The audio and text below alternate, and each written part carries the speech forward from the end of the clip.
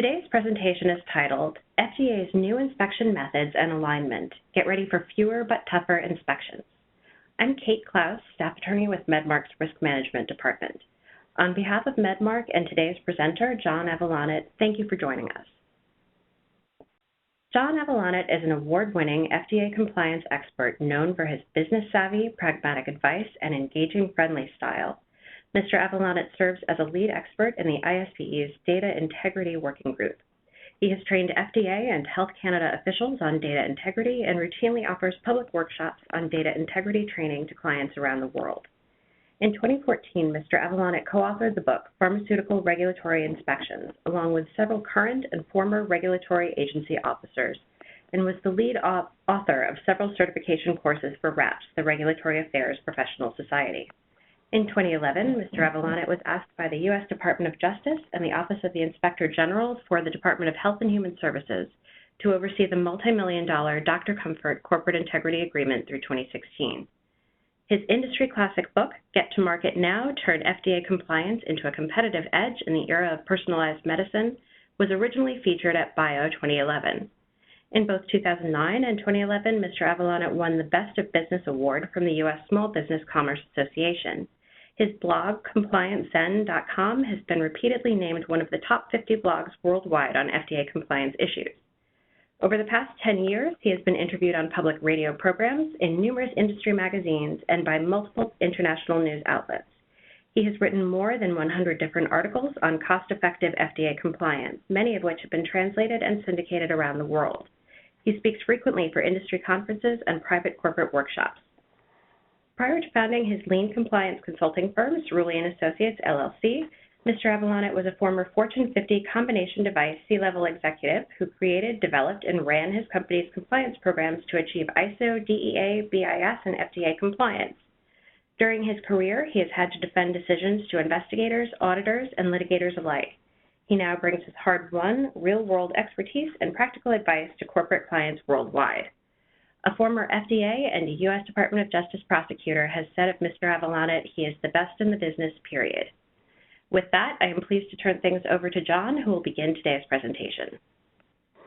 Thank you all. Thank you all for attending. I appreciate it. I appreciate the wonderful background. It's always kind to hear one's history repeated back to oneself. It never seems so good as you're living through it. So today I thought we'd take a look at the new inspection methods and alignment that the agency has undergone. We'll look back a little bit at last year and some of the trends and so forth. And then I'll give you a number of sort of my takes of things to consider as you go forward over the next 18 months or so to start preparing yourself. This is a little bit about me, which you've already heard. You'll notice the photo there. I should tell you now, I'm one of the few presenters you'll know who actually gets better looking as the day goes on. So it's kind of interesting. So let's delve into this. This is the overall agenda. We'll look at the NIPP and MD-SAP very briefly. We'll discuss a quick review of 2016 because some of those trends help to inform the forecast for the rest of this year into next year. And then as we go through, I'll be pointing out little practical points and tips and ideas and things for you to consider. These are the overall objectives. Now, you know, everyone talks about FDA's new risk inspection focus. This is really designed to show you what that looks like on the ground. I have a case study in here of a firm who underwent one of these. There are more and more firms that have undergone them. There's more people speaking at conferences as to what it's like.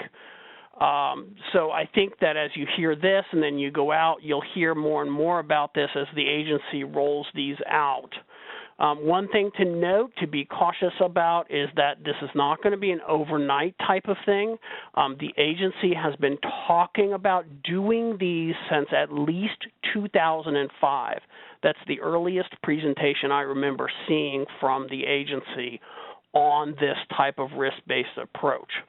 So, yes, it's like steering a big, giant ship, but if we think about it, the FDA oversees at least 25% of the U.S. economy.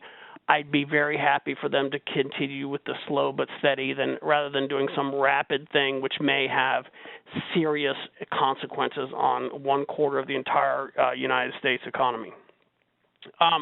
We're going to look at the business implications and the real-world implications, both for those of you who are in Medmarc and then for those of you who are device and or pharma-type firms or biotech, et cetera, foods and so forth. We'll look at some of the implications for what you should be thinking about in terms of handling inspections and preparing for them.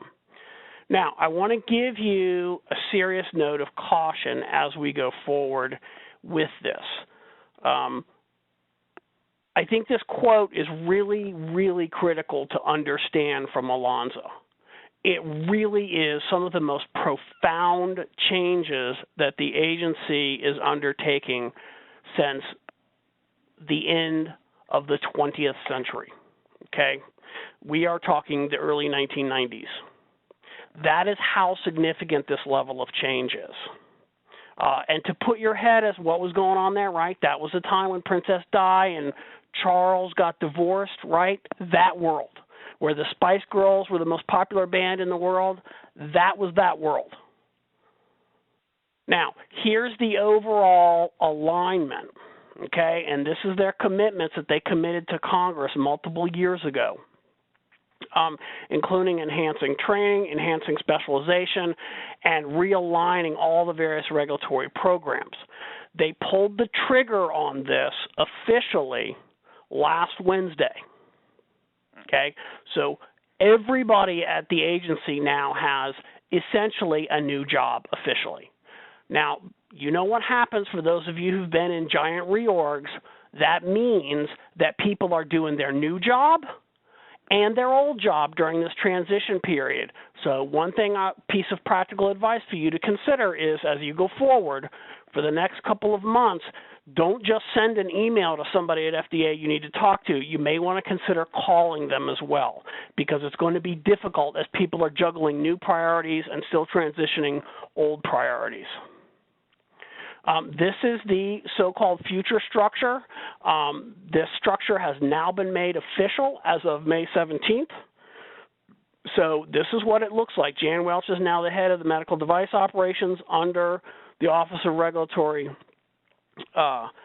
So I think what you're going to see going forth, she knows the QSR intimately as well as the MDR intimately. So for those of you in the device world, she is a big proponent of this change because she has had a lot of significant input into all of this and ensuring her people are specially trained.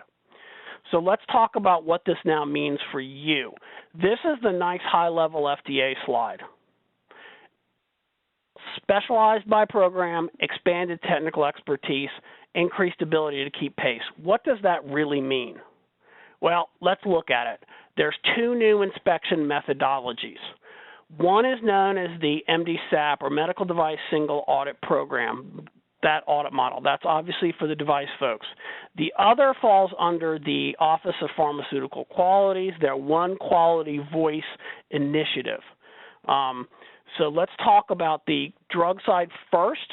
I've put the link. You can download this PDF and get an idea of what it is. But basically, it's known as the NIPP or NIP if you want. I'm not a big fan of pronouncing it NIP, because I always think, well, let's nip that in the bud. But the thing that I want you to understand is, and if you look at that third bullet point down, replaces routine inspections. Remember, we're shifting to risk-based. Under a risk-based model, there is no such thing as a routine inspection. The goal is to use the risk-based methodology, to use 10 years, now 11 years worth of historical data, plus future supplemental metrics that you input, along with various algorithms to sort site data into inspection priorities, etc. And one of the things that you will find is their target is 50% of inspections will be pre-approval inspections, and then 50% of inspections will be purely due to post-market surveillance. Now, that can include whistleblowers, it could include complaints from doctors, et cetera. It could include recalls and so forth. But I want you to consider, remember the whole context of, well, as an example, we're a sterile manufacturer, so we get inspected every 2 years. That concept is going away. You may get inspected once every 3 years, or you may have lots of post-market issues, in which case you may see FDA there every year. So I want you to think about that in the context of how you've prepared for that. This was piloted over the past couple of years with a great deal of success from the agency's perspective. Now, on the medical device side, we've gone to the Medical Device Single Audit Program. I'm going to talk a little bit more in detail about both of these here, but a couple of points. One, it does align with the new ISO. And two, the one thing that it's supposed to do, and I do say this is theoretical because we've just started all of this. They've completed the pilots. They're officially rolling it out, but I don't think we're going to see the benefit to it for a couple of years just because it's got to work its way through all these regulatory agencies. But theoretically, you should not be inspected more than once every 2 years by any of these regulatory authorities. So in other words, if the Brazilian regulatory authorities come to inspect you, then that inspection report is going to go to the U.S., it's going to go to Japan, it's going to go to Canada, and it's going to go to the EU, to MHRA, to Australia. And that is supposed to cover you, right? So it's great from that concept. But on the other hand, if you bomb the inspection, you will have bombed it in all of those regions.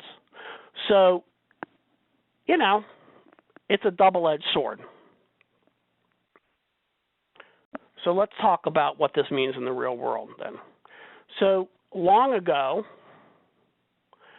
the agency came up with QSIT back in the 1990s on the medical device side. And then on the drug side, they started to adopt it as well because it's a very good methodology.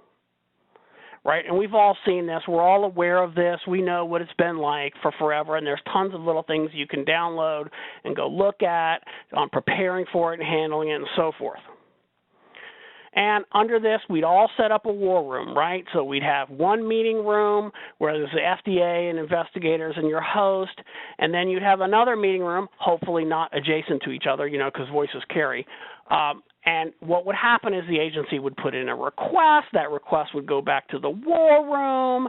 Then various document requests would go out, and people would run out and go get them, and then they'd run back and they'd sort through them, and then they'd say, okay, here's what we're going to give the agency. Right? And that's kind of how every inspection on planet Earth occurred for the past 20 years. Now, here's a slide. You may have seen some iteration of this at a conference. This is a slide that I use in training with the agencies today for data integrity. But you can see this, right? And you've all had this type of thing happen to you. You know, where you might say to them, give us another 24 hours to locate the record. The record's at another site. Maybe it's at our HQ. Maybe it's at a contract manufacturer, what have you. And we noted a discrepancy and opened a CAPA, right? And then if you remember, you go to these conferences and everybody argues over which is the best one to give, and they all have their personal opinion.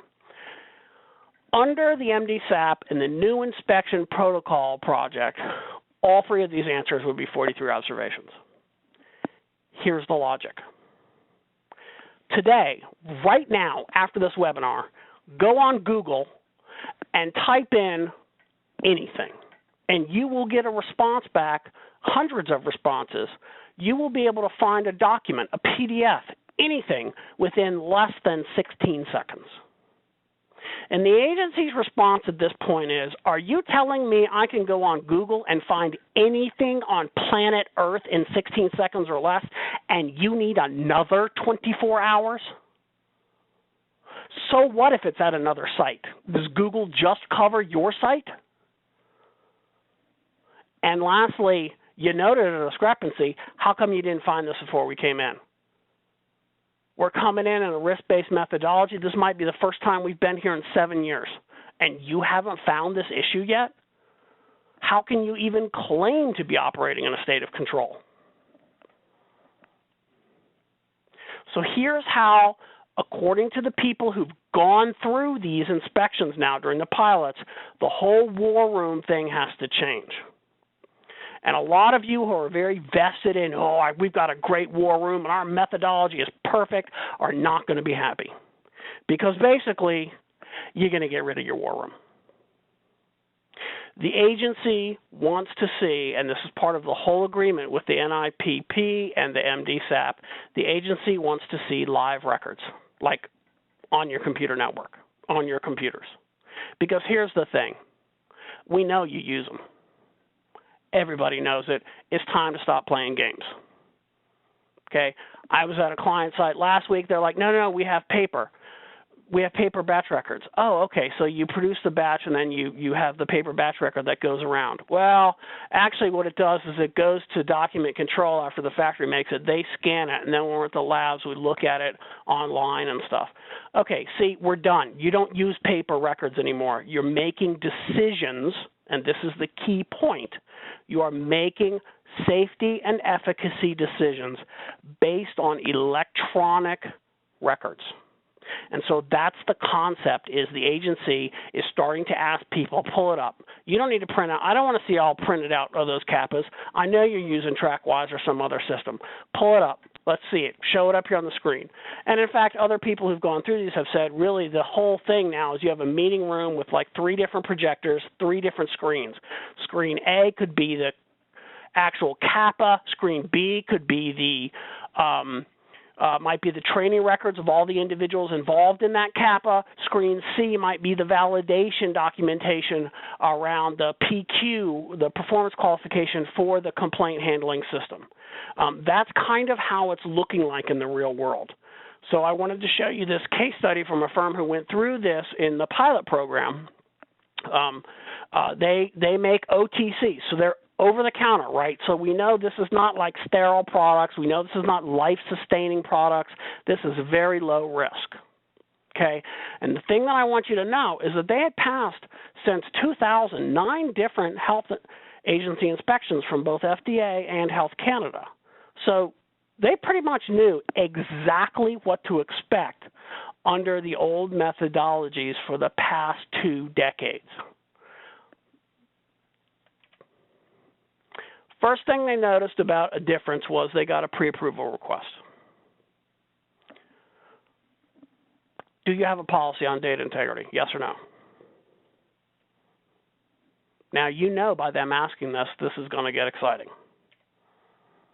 Please confirm that computerized system owners and personnel with admin-level access will be made available for the duration of the inspection.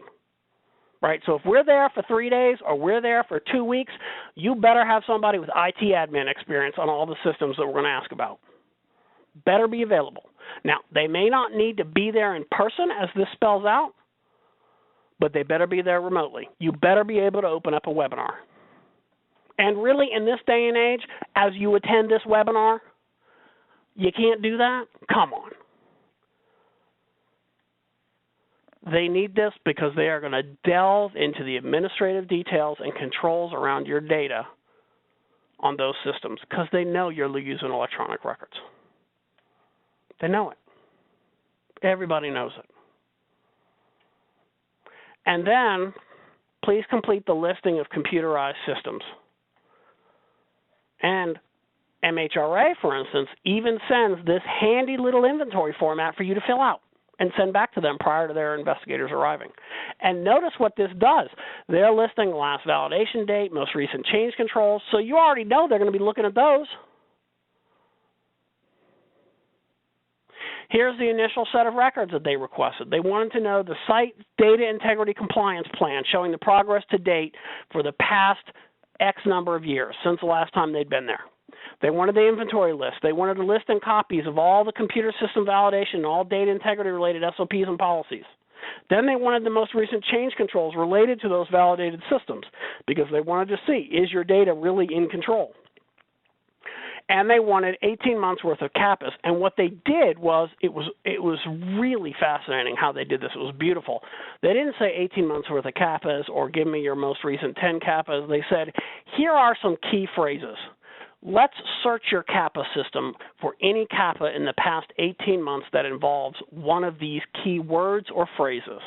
And that's how they picked it up. And do you notice by doing that keyword thing, they're already putting the lie to the fact of anybody who says, well, we just use paper records. No, you don't. You know you don't. Come on, it's the second decade of the 21st century. You know you don't do that. Now, here's what the FDA was looking for when they were doing the inspection. They're looking for data fraud. This is obviously the highest risk thing to the agency, risk-based, right? Remember. They're looking for data loss associated with product safety or effectiveness data. They're looking for ongoing oversight by both site business management and the quality unit. In other words, this concept of, right, we're going to add quality into the product by making sure our QA department is responsible for adding in quality, right, that is already just a do not stop go from FDA. And then consistency of controls. They want proof. What is the documented evidence?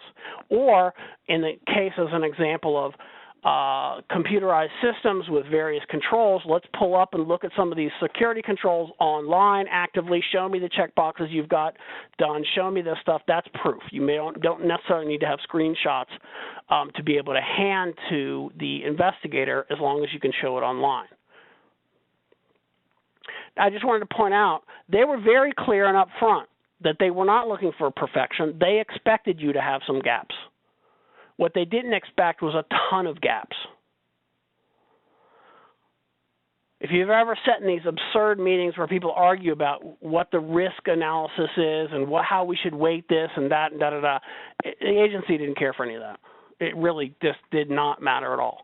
Likewise, detailed computerized system validations, if you're old enough like me and you remember the bookshelves of binders, as soon as the company brought in one of those, they picked out two binders, and it was interesting, one at the beginning and one at the end, and that was all they looked at, and they said everything else is quote-unquote IT validation stuff, and we're not interested in it.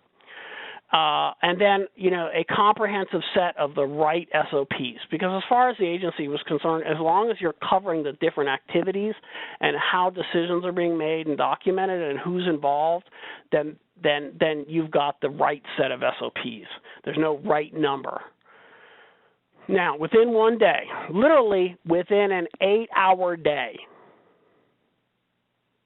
143, 243, 343, 443s, 543s, 643s. Now notice, there were gaps in all of these, but they weren't, these are major, as in none, as in you didn't do anything. So if you have 100 systems in your company and one of them doesn't have a backup on it, the investigator, if he finds it, is going to say something. Will you get a written 43? Probably not. You have an entire lab or your entire factory floor is not backed up, or you do the backups. Maybe you've seen some of these reason warning letters, and they do the backups and they put it on a USB or hard drive right next to the computer that they're backing up. Yeah, you're going to get a 43. So management was really taken aback because, again, they had passed all the inspections for the past 16 years. They had passed every single inspection for the past 16 years, and all of a sudden they have a 6-observation FDA 43 form? Are you kidding me? Here are the realities. It's a team-based inspection. There will be one person who's your quality system data integrity guy. Now, they know quality systems. And the thing to understand is they know quality systems. It doesn't matter whether you are making a veterinary product or a human pacemaker. They know quality systems. That's what they know. And then there's a guy who's a product specialist. Now, it's unlikely he's going to be perfectly specialized in your individual product, but he's specialized in your category, right? I make pacemakers. Okay, he's done a lot of pacemaker stuff. He might be a former medical device engineer. I mean, he knows the ins and outs, and if you're really unlucky, he could be one of these guys who was let go by the industry, so he actually knows where the bodies are buried. There's a heavy reliance on live access The long-term goal is for all the members of the ICH and the IMDRF to use these methodologies by the end of 2020. Okay, so remember what I said earlier, right? It's like turning a ship. It takes a while. So the FDA, at least, is rolling this stuff out now.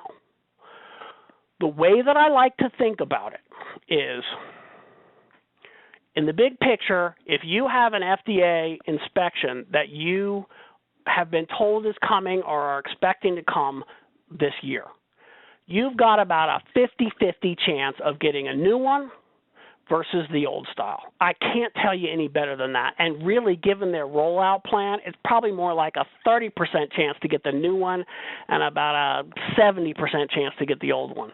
You know, those odds will change as time goes on.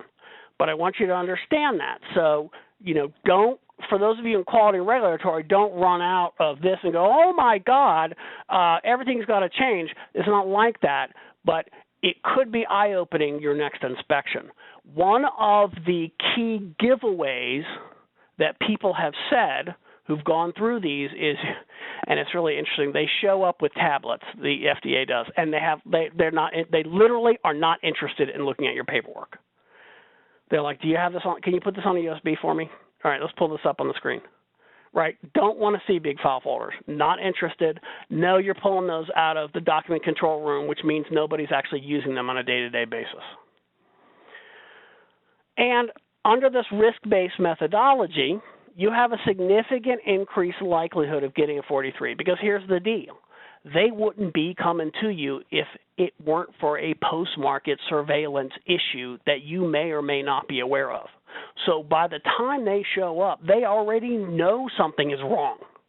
They're into, can we find it? Do you understand the shift in mentality? Okay? If I'm not there for a pre-approval inspection, then I'm showing up because something is wrong. You may not know what that something is wrong. Could be a bunch of people, doctors complain directly to the agency. It could be whistleblower. You may not know, but they show up because they've got data that tells them that something is wrong with either your products or your class of products, okay? Right, it could be one of your competitors has a bunch of post-market surveillance issues, and so the agency, as part of its algorithm, decides, okay, everybody who makes this type of class device is going to get visited the next 6 months. That's the way the risk-based methodology works. So for those of you who have low-risk products, who have very few post-market issues, you may not see the FDA for 9 years, right? For those of you who have high risk, who have a massive rate of adverse events, medical device reporting, or you have competitors who have that, you may see the agency much, much too frequently. And all the compliance guides, the inspection guides, everything's being rewritten. I believe the CPG, for instance, for biologics was literally just rewritten and published. I haven't sat down and looked through that 80-page document and compared it to the previous one yet. My feeling is I'm just going to kind of wait to see how all the changes play out before sitting down and going one by one. If you think back to the old QSIT methodology that we're all used to, I've put up this slide here of a difference in between them. Basically, you can see what QSIT largely covers.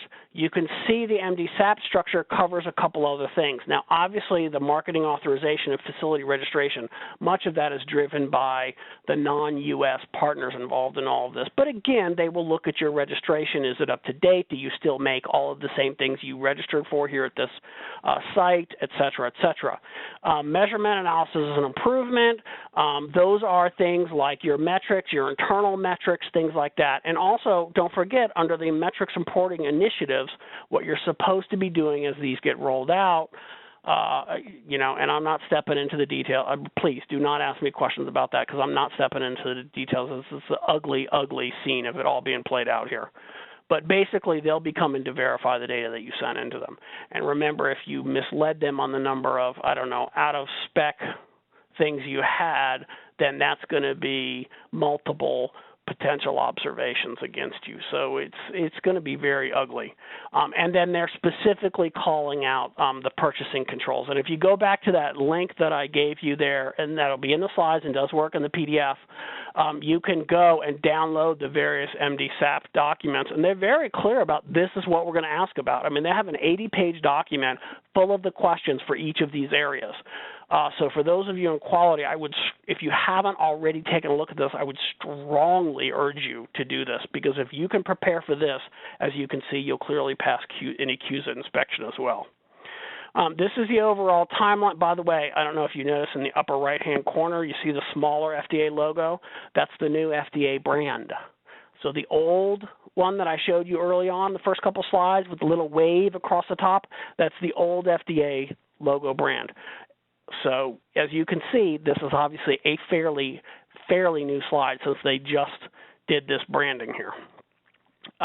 This is the timeline. They had the proof of concept review at the end of 2016 and into 2017 right now. They did at the beginning. They did it back in December of 2016. They did the review and made the decision right before the new year here to go forward under these methodologies. So the plan is they roll out the NIPP and MDSAP over this year and next year, right? That's the plan. The person, Henri Marc Winter, who presented this, said he believed, his personal belief was that it would probably take them until the end of 2019 to get all the investigators trained and everything moving smoothly under this. And I think that's probably true. Which is why, again, I go back to saying if you have an inspection schedule for this year, you've got a good 50-50 chance of getting the old one versus the new one. I do want to point out, though, for those of you selling to Canada, Canada in December 2016 ended its own device auditing documentation and program. They just use MDSAP, period. Period. So that is where FDA is going, okay? Now, there's three implications to consider from the NIPP and the MDSAP. Number one, you're going to likely lose touch as to what's going on in terms of the industry overall, because when the routine inspections start disappearing, then you're going to stop seeing so many 43s and warning letters being written for routine type of thing. In other words, you're only ever going to see 43s for firms that have lots of problems. So my deep concern, and one of the things that I tell my clients is, how can you pick up on signal detection going forward? Because no longer will you be able to just rely upon, for instance, the enforcement report or news events or things like that, because it will all be geared towards firms with problems or firms who had their new device or drug rejected. So I think what's going to happen is, and you can agree with me or disagree, but I think what's going to happen is a lot of business folks, not quality or regulatory, but business folks are going to get lax. They're going to get the old, yeah, we've heard about FDA coming, but yeah, they're never going to come. They're not coming to us, blah, blah, blah, blah, blah, right? And then one day they're going to show up because of something totally out of your control, post-market surveillance stuff, that they get a complaint to the agency about, and you're going to get hammered because your folks will, it turns out, not have doing the things that they should have been doing, that you were able to get them to do when you had a nice big stick to say FDA is going to be here at minimum once every 2 years. And as a result, I think for those firms who undergo the inspections, you have a vastly greater chance of getting a 43. Now let's look back and do some quick recaps for devices and pharmaceuticals, because that can help you see where things are going. Now, last year the agency published this under this whole risk-based thing, and this is kind of how they felt that they would handle risk-based inspections and findings. So if a product provided high benefits to the patient, but there was little risk to public safety, the agency would exercise enforcement discretion. So in other words, you would, if you had failures, you might get a 43 observation, but you might only get untitled letters. Rather than a warning letter. So if you think back to that OTC firm, right, High benefit to patients because their stuff is widely used in North America, period. I mean, widely used. Probably everybody on this call has used some of their products. Probably everybody and your family has used some of their products. Little risk at the end of the day to public safety, so they get the 43 observations and they get an untitled letter, right? So it never gets made public. The only reason you know about the 43 observations is because I told you about them. Low benefits to patients with a converse high risk to public safety, FDA would take enforcement action. Now, interestingly enough, let's say a pacemaker. Pacemaker is clearly a high benefit to the patient. But if it fails, it also has high risk to public safety. In that case, FDA would take enforcement action. Okay? Basically, the trigger for you to think about is if our product is high risk to public safety, or if it fails, or what we're doing could be subverted and cause a high risk to public safety, the agency is going to take action. And I'll talk a minute about what I mean by subverted. Here's the overall statistics. You can see the percentage of 43 observations versus warning letters versus recalled products. So note that not every recall ends up in a warning letter situation, but certainly every recall ends up in a 43 observation. Here are the top 6 issues for drugs for last year. Procedures not fully followed, no scientifically sound laboratory controls, and this includes sampling and so forth. One thing I like to always point out here is you can increasingly see the agency hammering on people for using the old 1970s methodology of take 3 samples and then that's going to be our sample size. They're like, what's the rationale for this? Show us the validated sampling tables that you used. There's a couple of warning letters on 43s about this as well. Failure to investigate discrepancies. This also includes driving down to actual root cause and so forth. Absence of written procedures, right, that's a gimme. Environmental monitoring systems. So this is for sterile drugs and stuff. This is monitoring conditions and so forth. And then calibration and inspection, maintenance and preventative maintenance and so forth like that. Those are really the top 6 issues, which is interesting because the thing that I want you to think about is if you look at all the sorts of other stuff, right, failure to clean, lack of a stability program, failure to test products before release. I mean, these are all basic do not make a drug if you don't know how to do this type of 101 type of thing. And I think that's the disappointing part for the agency is that they're having to go out there and they're finding increasingly fundamental basic failures. And, honestly, part of that may be due to the whole outsourcing move to some of these cultural regions that have different approaches. Now, if you are a drug or biologic firm, here's a couple of implications. Number one, the basics are pretty much what are going to get you in immediate trouble from the agency perspective because they lose all faith that you can control the environment, and so they don't think you're going to be there's no way you can consistently make a safe and efficacious drug. The agency is putting extreme emphasis on what they term regulatory science, which this includes the ability of your scientists to do good testing in the lab. One of the things to think about is it needs to be crystal clear in your SOPs, and this is a practical point for you to think about those of you in the drug world. It needs to be crystal clear for you to think about in your SOPs that if there are testing failures, who is allowed to stop the release of a batch. What the agency does not want to see is there's testing, but the scientist can't do anything but recommend that they don't release the batch. He should be one of, like the head of the QC lab, for instance, should be one of the people making the decision. Okay, that yes, the product can be released, along with quality, and then someone from senior management. You never want a situation where someone from senior management can overrule quality and QC.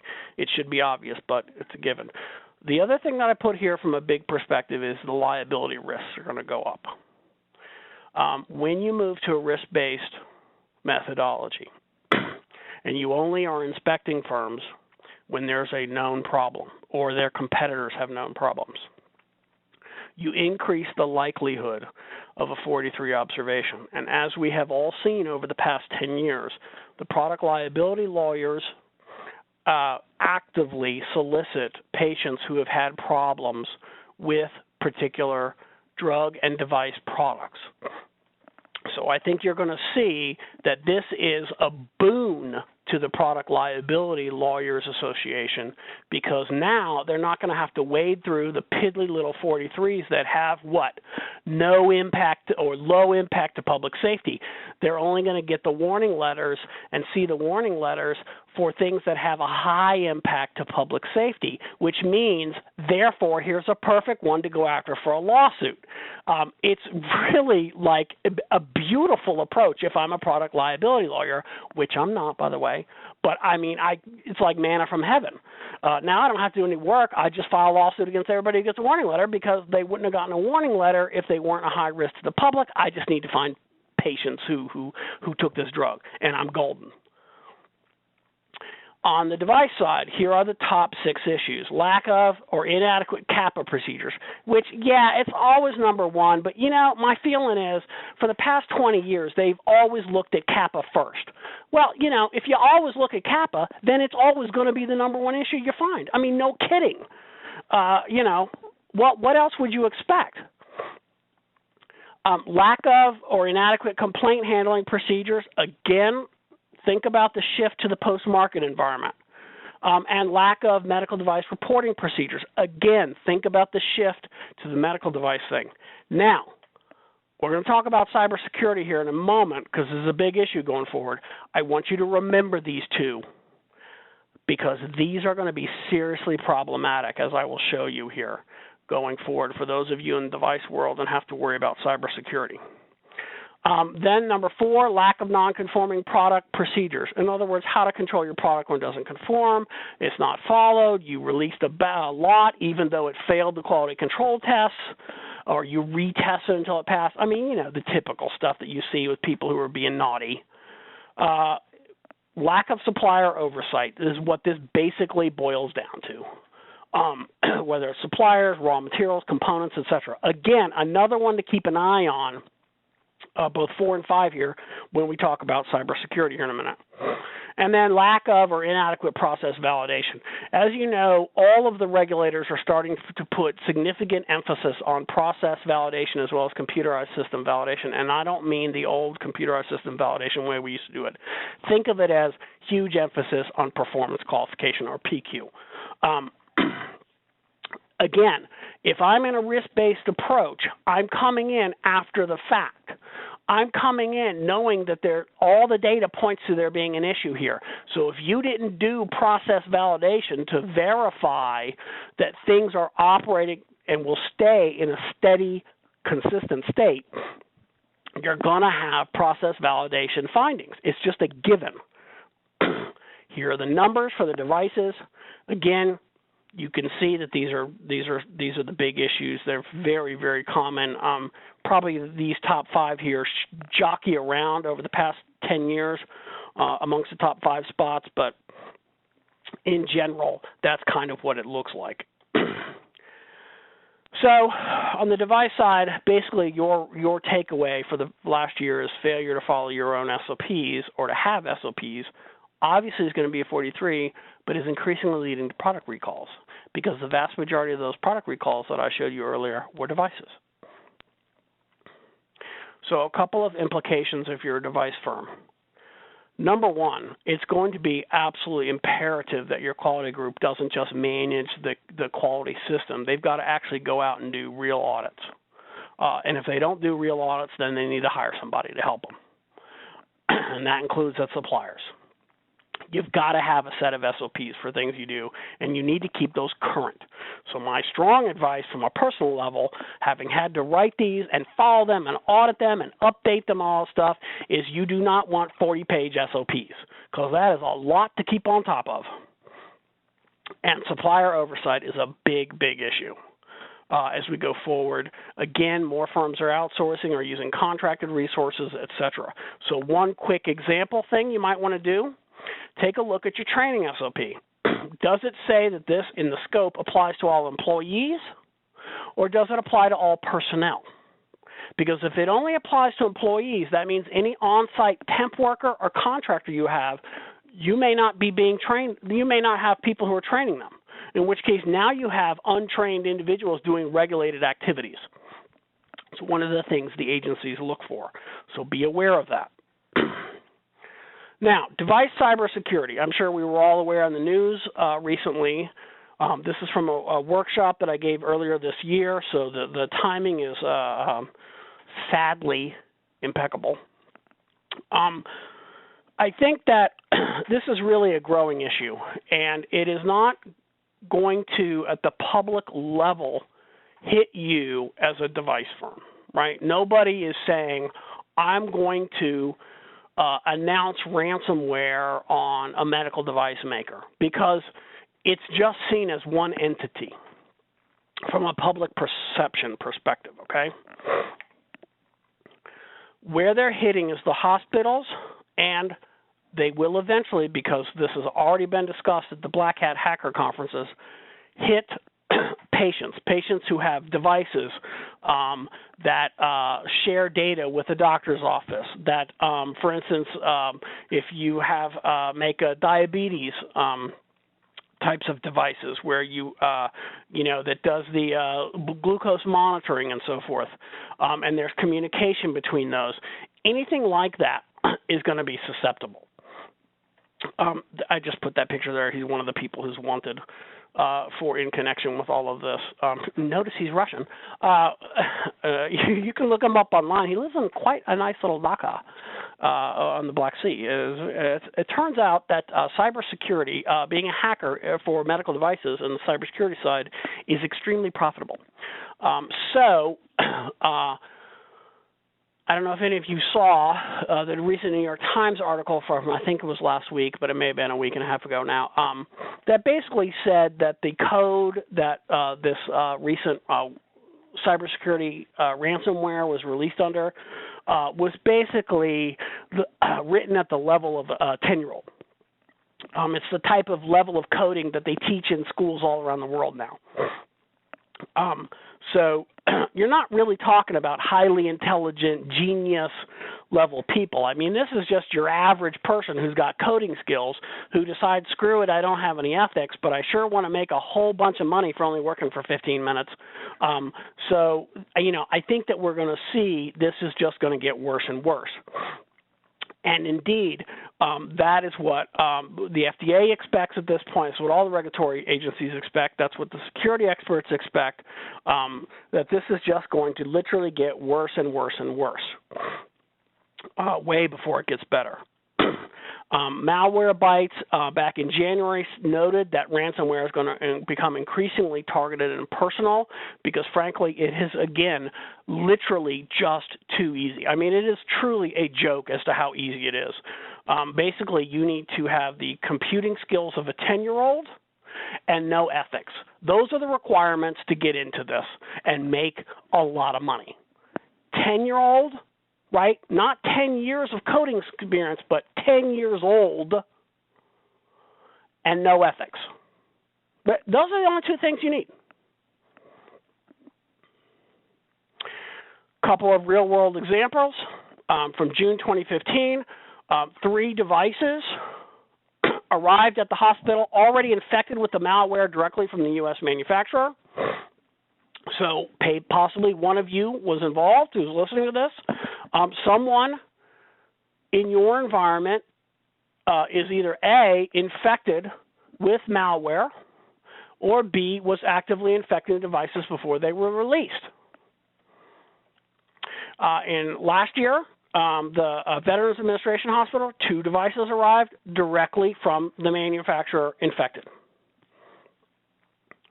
So one of the things to think about is, in this context, this malware, and this may very well be how this latest one was implemented, started at NHS, for instance, would have taken over the hospital within hours. So here's a question for you. For those of you in the device world, what is your cybersecurity quality control testing that you do as part of device final release? What do you do? What's your documented cyber control testing that you do right now? Because if you don't have one, that needs to be a to-do list for the next 30 days. What cybersecurity testing do you do as part of incoming component acceptance? Those of you who get circuit boards. Those of you who get PDAs, computers, little dashboards. What's your cybersecurity incoming acceptance testing? When do you do it? Does QA do that? Is before it leaves quarantine? What's your process? The thing for you to think about is going forward. I love this quote from Dan.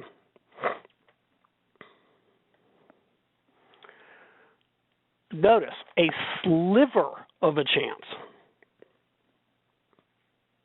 Not a chance, but this is like 1%. Because here's the key. I want you to think about what's going to happen when a patient dies and it's determined that the cause of their death is due to ransomware that was installed on the device as a result of either A, something you or your field techs did out in the field, or B, something you didn't catch before it left your site. Whether it's your site or a contract manufacturer site, doesn't matter. You try to take that to court, there's not a jury on planet Earth that isn't going to convict you, because they are all going to be terrified. You could present facts that overwhelm the courthouse, and it's irrelevant, because they will be terrified that it could happen to them or their loved ones or their friends or their neighbors, and you're going to lose. So what's your quality control testing for incoming components for cybersecurity safety? What's your outgoing testing for cybersecurity safety for quality control testing for finished product? What does documented look like? What can you show? This is the thing to think about in this context. Forget FDA. Who cares? Under a risk-based model, FDA is showing up after people have dropped dead. You need to think about it from the context of, how am I going to defend what we've done or didn't do in a court of law? A couple of implications for you. Number one, you're not going to be able to stop this. It's not going to happen.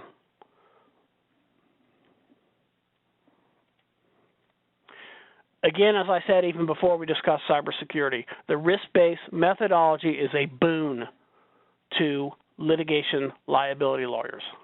You can't even imagine how better this could get.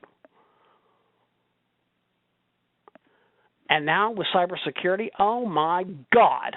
And you better believe they're lining up to find out what devices were impacted, what patients were impacted with this recent one, and who can they sue. I worry, this is John's personal worry, that we in the device world are going to have to relearn very painfully all of the same lessons the tech industry learned in the 1990s. We are literally going to have to relearn this.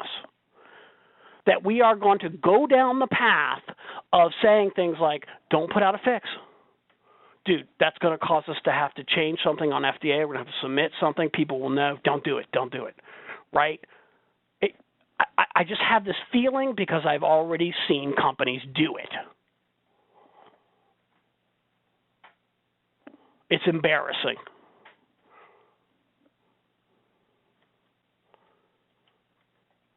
And even when FDA does step up its enforcement and starts asking questions about your complaint handling procedure, it may be too little too late for you. As an example, one of the things that I suggested to FDA at this last workshop was,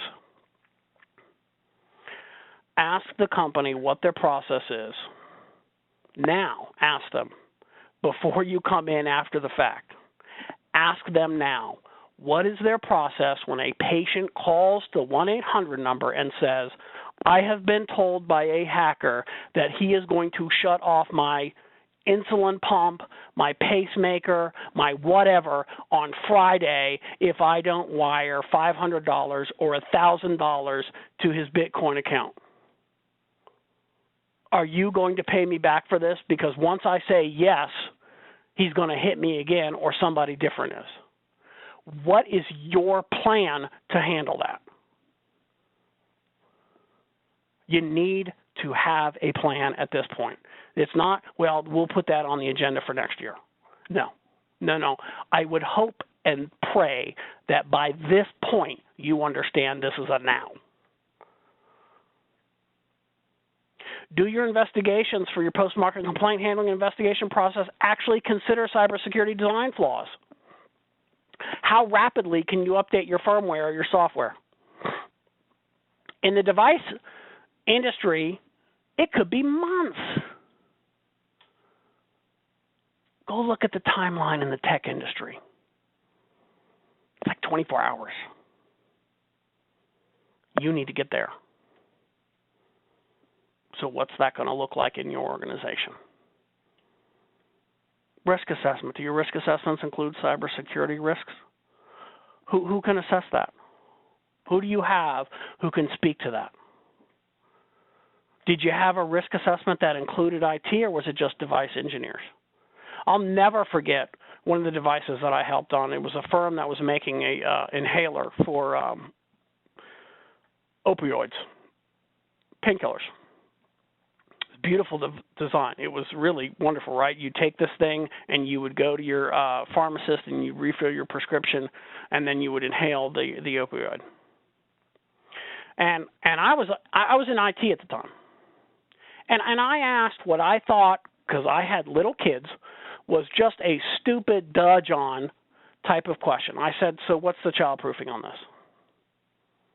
Like, how do you prevent the kid from getting a hold of this inhaler, which the parent is probably just going to leave it sitting around? You know that's how the real world works. And the kid gets it and starts using it. And he might be a little kid, so he ODs.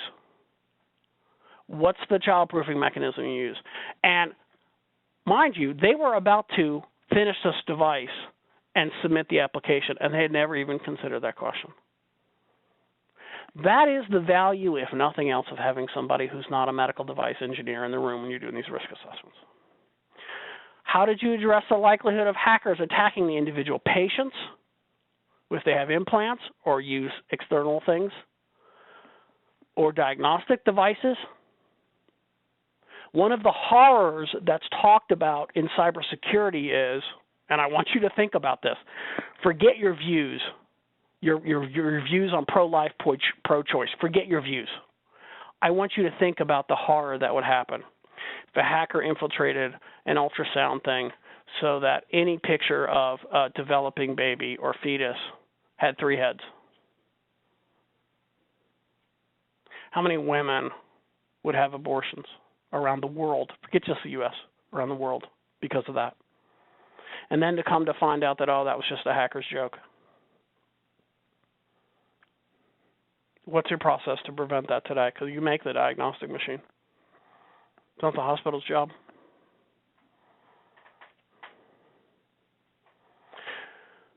Drug enforcement, as I mentioned earlier with the risk-based methodology, we're going to see 43s increase, but we are likely going to see warning letters decline because you're going to eliminate all the warning letters that go out to routine inspection firms. So over the next 2 or 3 years, you will see a slow decline in warning letters to firms. They'll still be there, but the routine ones will be gone because PAIs are more than likely or not going to be warning letters. It will be refusal to accept the application.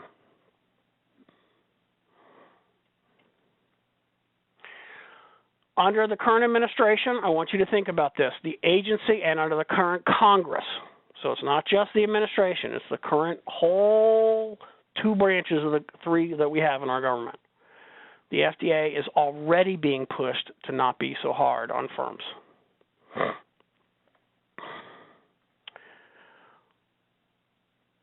But they're going to use the 43 to continue to cite you. And the simple reason is when FDA goes up in front of Congress after something has happened, because this is always the way it plays out, right? Literally, if you go back, for instance, to that Virginia peanut thing, you will see like the week beforehand, Congress held a subcommittee meeting on how FDA was being too hard on food firms. And then after the peanut thing, they held the same exact subcommittee, same exact Congress people. Why aren't you being hard enough on the food people? How could you let this happen? I mean, it is enough to drive you bat crazy. Firms are going to incorrectly conclude that FDA is getting lax.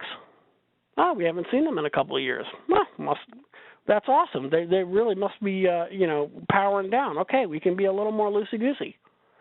So for those of you in quality, be aware because you're going to lose some of the effectiveness of that big stick you've been carrying around. And as a result, many firms are going to be ripe for product liability litigation and out-of-court settlements. And Medmarc can certainly tell you how much that's going to cost you. The thing I want you to think about is 43s are CYAs. At the end of the day, they are CYAs for the agency when they stand up in front of Congress. And when Congress doesn't have any money, you know what they do.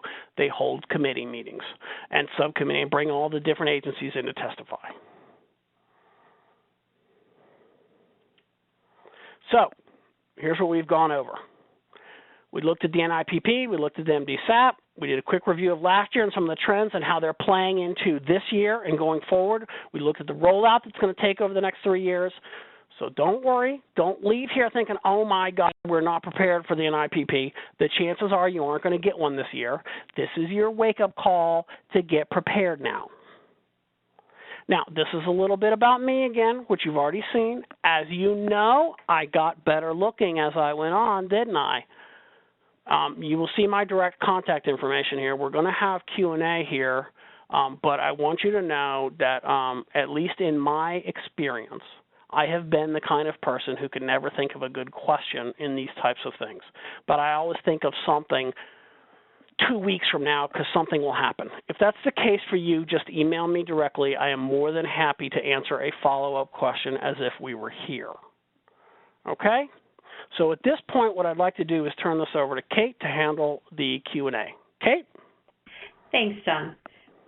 We do have a couple of questions already. First, does this mean that QSIT is going away? In terms of QSIT, the agency's answer has been ambiguous.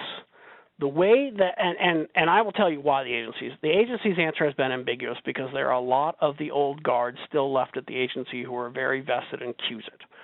So I think what we will see is that QSIT will become a training document for the agency investigator, but it will not be the primary methodology by which he or she does investigations and inspections. And one thing to think about, if you go back to that slide, I think it was in the 40s, on the difference between MDSAP and QSIT is that MDSAP does cover more in depth some other areas that QSIT doesn't really cover that much in depth. And so I think we are going to see a slow evolution away from QSIT. Thank you. Will FDA let us know in advance if we'll be inspected using the MDSAP technique? Today they are currently doing that, yes. Will that continue? That is a great question, and another question which FDA has been a little bit ambiguous on. Part of that ambiguity is not being driven by FDA, but is again being driven by members of IMDRF who have not also themselves made the full transition. To give you an example, if Health Canada comes to inspect you, they're not going to tell you they're doing the MDSAP because they've already made the transition. They only do MDSAP inspections. So it's a given you're getting that, period. Does that make sense? It does. Okay. All right. For a very small company that is truly paper-based, are the Part 11 electronic controls required? So the way to think about this is to determine if what I would do. This is John's advice rather than giving you an answer that you might run with and go off. Is there is a free SOP on my website that you can download. It's called Determining Part 11 and Annex, which is the EU's version of Part 11, Part 11 applicability. It's free SOP. It doesn't cost you nothing. Download it. It has a decision tree on the last page of that.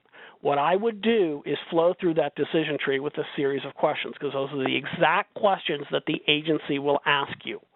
I suspect it's going to be very, very difficult for you to prove that you do paper. And let me give you a couple of ways in which you know that you may be at risk. Number one, do you ever use PowerPoint presentations in your company to discuss the status of your quality system or your products or safety and efficacy things? I'm going to guess you may. Two, do you have anything that you use to track suppliers, incoming raw materials, calibration and maintenance, anything like that? Or do you hand tabulate that on a legal pad every day? See, the chances are that you're using records. You just don't want to say you are because you know you don't have the controls around them. So my advice is use that decision tree chart, because it's just one page. It's a series of yes-no questions, and you may not be happy with how it plays out. All right, next. Okay. Is the EU a participant in MDSAP or an observer? Will they need separate EU certificates from the notified bodies? That is an excellent question. Currently, the notified bodies are a participant in MDSAP.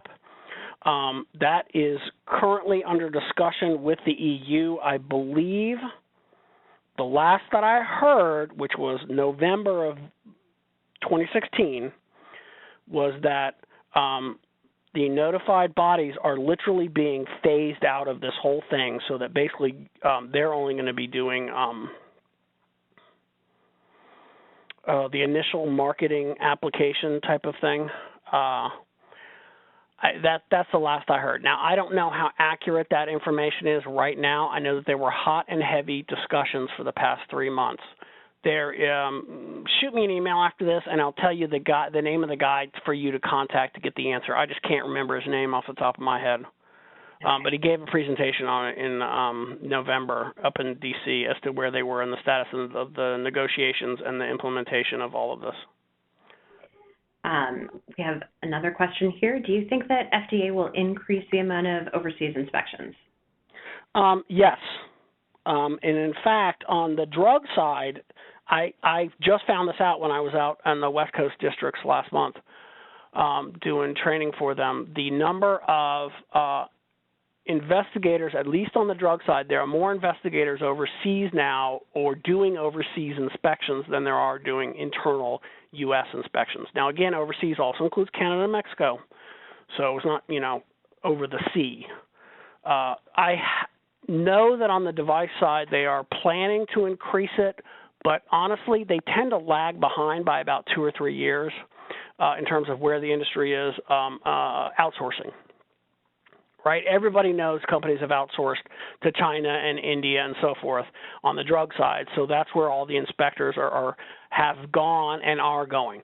On the device side, it's a little bit more different, and it's not as massive. So, what is it? 80% of all drugs taken in the U.S. come in from outside. It's not that way in the devices yet, but that is currently the long-term plan. Next question, will veterinary firms and human firms be judged by the same standards? So it is unlikely because, again, high benefit to public but low risk to public. That said, one of the things that the agency has very painfully learned, and you may not be pleased about this, but if you all will remember the recent heparin case from some years ago with Baxter, so it turns out, it killed a handful of people.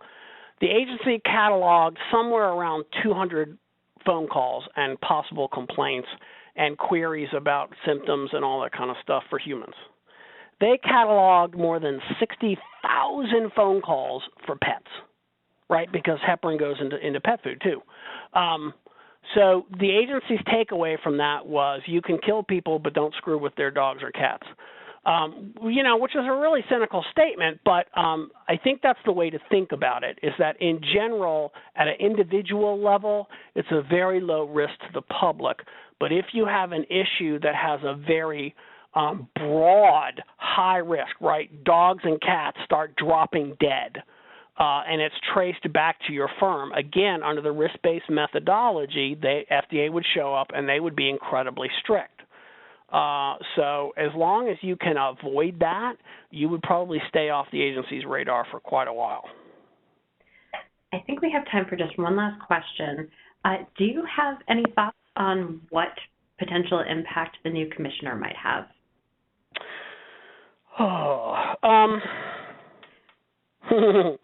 I think that I'm of two minds to this. One, I think he clearly knows the agency because he's been there before, and he has strong ties to the pharma industry as well. So he knows both the good and the bad that go on in the pharma industry.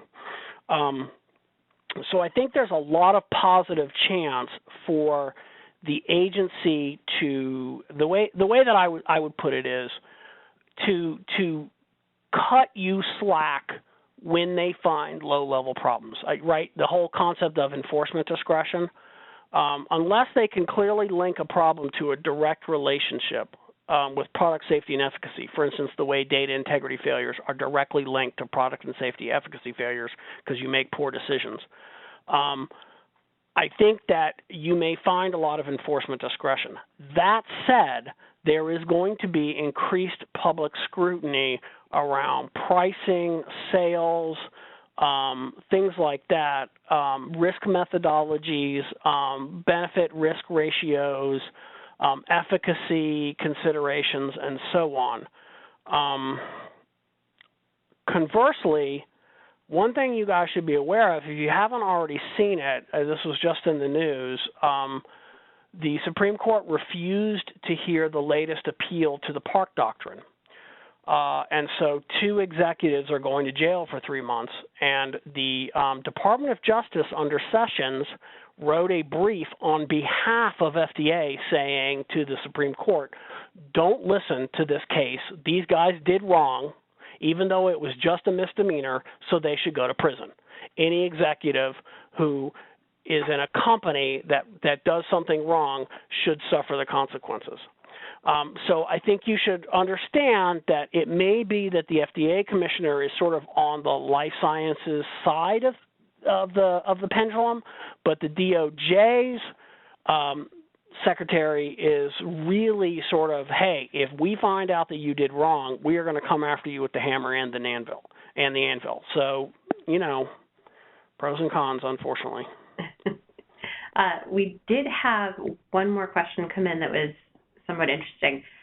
With everything that was discussed today about FDA moving to electronic review of records, is it possible that they could one day conduct virtual or remote inspections?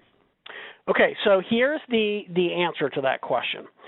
If you go back and look at FDASIA from 2012, Congress explicitly gave FDA statutory authority to do just that. FDA is the one that is holding off on that. The reason FDA has held off on that, and it's very simple actually, the EU piloted doing these types of remote inspections, and what they found was that for low-risk manufacturers, and I'm just going to pick some examples, okay, that probably aren't even accurate in terms of the pilot program because it's been a while since I looked at it. But like if I make crutches, right, clearly a low-risk device versus, let's say, a pacemaker. For the low-risk guys, those inspections were so low-grade and low-key. Do you have a complaint handling process? Show me the SOP. Okay, let me look at 10 CAPAs, that kind of thing. That a remote inspection was generally feasible. For anything beyond low risk, it got to be you could do it, but you can't provide the same level of certainty and investigation and ability to change things on the fly that you can with an in-person type of inspection. That said, the agency does have serious budget constraints. I mean, it's ironic for an agency that oversees 25% of the gross domestic product of the United States that they get less than 5% of the entire federal budget, and I'm including CMS and so forth under HHS. So, yeah, they have budgetary constraints. They have talked about doing that ever since FDASIA's been out, and they've talked about, under this risk-based approach, doing it for the low-risk people. But, again, they've shifted away now to the risk base is going to be, you know, truly the high and medium risk folks plus pre-approval inspections. And the low-risk people, you know, I don't understand. I'm still very unclear on this algorithm for how it handles the low-risk people. Okay, I think that concludes the Q&A session. Thank you so much, John. You managed to cover an enormous amount of information on this truly critical topic in a short period of time, and I know our listeners appreciate your insight.